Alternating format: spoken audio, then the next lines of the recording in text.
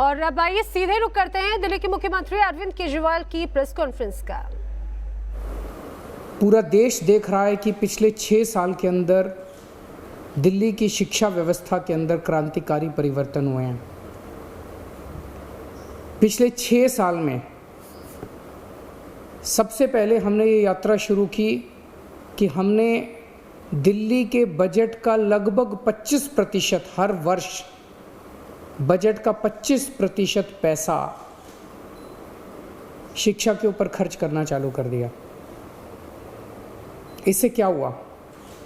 सरकारी स्कूलों की शानदार बिल्डिंग बनने लगी, स्कूलों के अंदर अच्छी लैब्स बनने लगी, स्कूलों के अंदर अच्छे कमरे बनने लगे, स्कूलों के अंदर अच्छे ऑडिटोरियम बनने लगे, स्कूलों में स्विमिंग पूल्स बनने लगे, स्कूलों की साफ़ सफाई की व्यवस्था अच्छी होने लगी, स्कूलों की सिक्योरिटी अच्छी होने लगी, स्कूलों के अंदर टॉयलेट्स अच्छे हुए, स्कूलों के क्लासरूम्स के अंदर अच्छे डेस्क आने लगे, अच्छे ब्लैक बोर्ड्स आने लगे।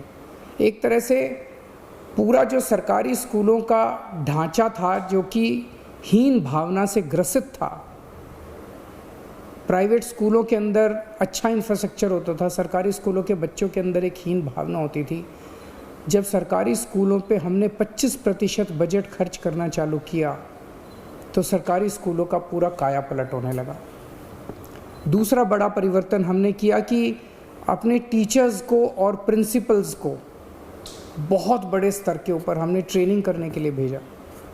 हमने उन्हें कैम्ब्रिज भेजा, सिंगापुर भेजा, फिनलैंड भेजा, अमेरिका भेजा, कनाडा भेजा, IIM लखनऊ भेजा, IIM अहमदाबाद भेजा। हमारे ढेर सारे टीचर्स और प्रिंसिपल्स वहाँ से ट्रेनिंग करके लौटे। हमने अपने बच्चों को फॉरेन भेजना चालू किया। हमने अपने बच्चों को केमिस्ट्री, फिज़िक्स, मैथ्स के ओलंपियाड के लिए विदेशों में भेजा। हमारे बच्चों ने भारत का नेतृत्व किया और कई जगहों से हमारे दिल्ली के बच्चे मेडल जीत के लौटे। जब ये टीचर्स और बच्चे वापस लौटे तो इनके अंदर एक ज़बरदस्त आत्मविश्वास था और कुछ कर गुजरने की इच्छा थी। तीसरा हमने बड़ा परिवर्तन किया कि हमने अपने प्रिंसिपल्स को एम्पावर किया। अभी तक हर स्कूल के अंदर दिल्ली सरकार का डायरेक्टोरेट ऑफ एजुकेशन का बहुत ज़्यादा इंटरफेरेंस होता था छोटी छोटी चीज़ों के ऊपर। स्कूल में कुछ भी खरीदना है, स्कूल में कुछ भी रिपेयर कराना है, सरकार से परमिशन लो। कई टीचर्स की पोस्ट कई सालों तक खाली पड़ी रहती थी। अब हमने प्रिंसिपल को पावर दे दी। प्रिंसिपल की पावर 5,000 रुपये से बढ़ा के 50,000 रुपये कर दी और उसको पावर दे दी कि अगर सरकार किसी टीचर की अपॉइंटमेंट रेगुलर नहीं कर पा रही तो वो एक सेशन के लिए बाहर से किसी टीचर की अपॉइंटमेंट करके अपना बच्चों की पढ़ाई सफ़र नहीं होनी चाहिए। हमने हर स्कूल के अंदर एस्टेट मैनेजर्स की नियुक्ति की। कई नए प्रयोग किए गए। सरकारी स्कूलों के बारे में कहा जाता है कि 5वीं क्लास तक भी बच्चे आते आते उनको ना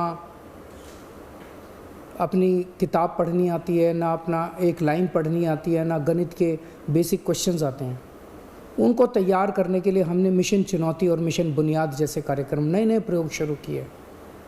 हैप्पीनेस करिकुलम लेके आए जिससे बच्चों को मेडिटेशन कराना सिखाते हैं। बच्चों के इंटरपर्सनल रिलेशंस अपने माँ बाप के साथ, अपने परिवार के साथ, अपने दोस्तों के साथ रिश्ते अच्छे होते हैं।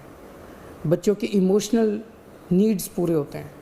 हैप्पीनेस करिकुलम लेके आए, एंटरप्रेन्योरशिप करिकुलम लेके आए। तो इस तरह से कई सारे प्रयोग पिछले 6 साल के अंदर किए गए जिसकी वजह से आज दिल्ली के सरकारी स्कूलों के नतीजे 98% आने लगे हैं। प्राइवेट स्कूलों से ज़्यादा नतीजे आने लगे हैं। हमारे बच्चों का इंजीनियरिंग में, मेडिकल में, बड़े अच्छे कॉलेजेस के अंदर एडमिशन होने लगे हैं। पेरेंट्स को भरोसा हो गया है कि अब हमारे बच्चे सरकारी स्कूलों के अंदर उनका भविष्य सुरक्षित है। ये बहुत बड़ी बात है। जो पेरेंट्स पहले सरकारी स्कूलों में अपने बच्चों को भेजना नहीं चाहते थे, आज वो पेरेंट्स अपने बच्चों को सरकारी स्कूलों में जब भेजते हैं तो उनको भरोसा होता है कि उनके बच्चों का भविष्य सुरक्षित है। बच्चों के अंदर एक ज़बरदस्त आत्मविश्वास पैदा हुआ है। अब अगला स्टेप लेने का समय आया है। अब ये तय करने का समय आया है कि स्कूलों में क्या पढ़ाया जा रहा है और कैसे पढ़ाया जा रहा है। हम शिक्षा क्यों देते हैं अपने बच्चों को? हम शिक्षा देते हैं 3 कारणों से, और अब वो तीनों लक्ष्य, ये जो Delhi board of school education बनाया जा रहा है, ये 3 लक्ष्य पूरे करेगा। पहला लक्ष्य, हमें ऐसे बच्चे तैयार करने हैं जो कट्टर देशभक्त हों, जो अपने देश के लिए मर मिटने का जज्बा रखते हों। हमारे बच्चे हमारे देश का भविष्य हैं। हमें ऐसे बच्चे तैयार करने हैं जो आने वाले समय में हर क्षेत्र के अंदर इस देश की जिम्मेदारी अपने कंधों पे उठाने के लिए तैयार हों। उन्हें तैयार करना पड़ेगा अपने बच्चों को, चाहे वो साइंस का क्षेत्र हो, चाहे टेक्नोलॉजी का क्षेत्र हो, चाहे बिजनेस का क्षेत्र हो, चाहे व्यापार का क्षेत्र हो, चाहे राजनीति का क्षेत्र हो, चाहे सामाजिक क्षेत्र हो। हर क्षेत्र के अंदर हमारे बच्चे देश की जिम्मेदारी उठाने के लिए तैयार हों। ऐसे बच्चे हमारी शिक्षा तैयार करेगी। अब दूसरा लक्ष्य, हमारे बच्चे अच्छे इंसान बने, चाहे किसी भी धर्म के लोग हों, चाहे किसी भी जाति के लोग हों, चाहे अमीर हों, चाहे गरीब हों। ये सारी दीवारें तोड़ के एक दूसरे को इंसान समझना है और अपना जीवन एक तरफ जहाँ अपने परिवार के लिए वो करना है, दूसरे अपने परिवार को पालना है, दूसरी तरफ अपने समाज को और दूसरे इंसानों के लिए निस्वार्थ भाव से अपना जीवन जीना है। ऐसे बच्चे बोर्ड तैयार करेगा। और तीसरा, आज हमारे देश के अंदर सबसे बड़ी समस्या है, बड़ी बड़ी डिग्री PhD करने के बाद BA, BSc, BCom, MCom, बड़ी बड़ी डिग्रियां करने के बाद भी बच्चों को नौकरी नहीं मिल रही। बच्चे घर में बेरोजगार बैठे हैं। ऐसी शिक्षा का क्या फ़ायदा? अब ये बोर्ड ऐसी शिक्षा तैयार करेगा, ऐसी शिक्षा प्रणाली तैयार करेगा। हम क्या पढ़ाएंगे, कैसे पढ़ाएंगे, ये बोर्ड बच्चों को अपने पैरों पे खड़ा होने के लिए तैयार करेगा, ताकि जब शिक्षा करके वो निकले तो वो रोज़गार ढूंढने के लिए दर दर की उसे ठोकरें ना खाने पड़े। उसका रोज़गार उसके साथ तैयार होना चाहिए। ऐसी शिक्षा तैयार की जाएगी। इसलिए इस बोर्ड का गठन किया जा रहा है, ऐसी शिक्षा देने के लिए, ऐसा शिक्षा का कंटेंट तैयार करने के लिए, और प्रक्रिया ऐसी बनाई जाए। आज हमारा पूरा का पूरा शिक्षा तंत्र रटने पे जोर देता है। रटो और साल के अंत में 3 घंटे के पेपर के अंदर उलट के आ जाओ। ये बदलना पड़ेगा। अब रटने पे जोर नहीं होगा, अब समझने पे जोर होगा। एक बच्चे का असेसमेंट साल के अंत में 3 घंटे में नहीं लिया जाएगा, उसका असेसमेंट पूरा साल लगातार चलता रहेगा। उस बच्चे का असेसमेंट लगातार पूरा साल चलेगा।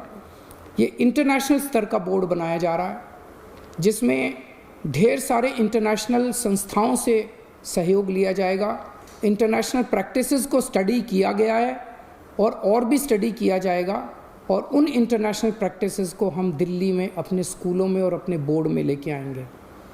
इसमें हाई एंड टेक्निक्स का इस्तेमाल किया जाएगा बच्चों को पढ़ाने के लिए और बच्चों की असेसमेंट करने के लिए। जैसे मैंने बताया कि रटने के ऊपर से ध्यान हटा के अब समझने के ऊपर और पर्सनैलिटी डेवलपमेंट, एक बच्चे को तैयार किया जाएगा। हमारा ये मानना है कि भगवान ने इंसान को बनाया है, हर इंसान के अंदर कुछ ना कुछ अच्छाई ज़रूर डाली है, कुछ ना कुछ उसके अंदर स्पेशलिटी। हर इंसान स्पेशल है।